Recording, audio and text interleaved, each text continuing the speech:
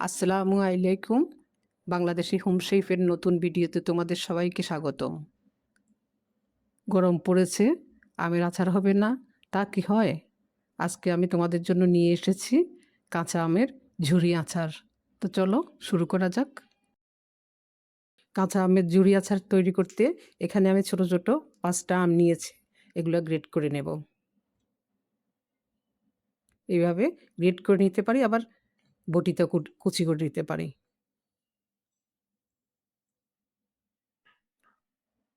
এখানে আমি কিছু পানি নিয়ে নিলাম।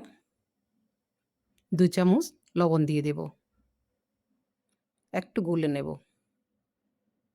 এবার আমগুলো এখানে ভিজিয়ে রাখবো যেন টকটা চলে যায়।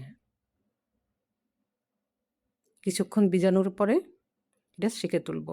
এখানে আমি 5 ফোড়ন নিয়েছি, একটা শুকনো মরিচ নিয়েছি। একটু হালকা গরম করে গুঁড়ো করে নেব।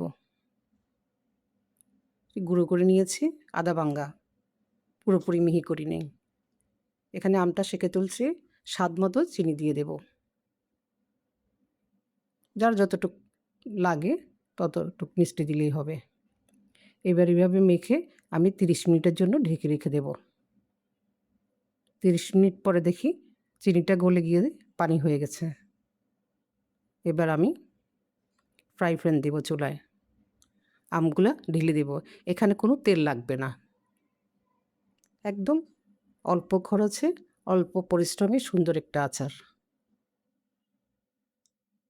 ঢেকে রান্না করব।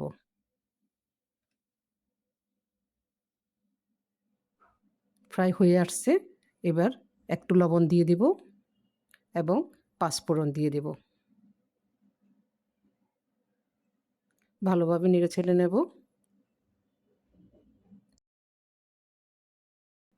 একটু ভিনিগার দিয়ে দিলাম।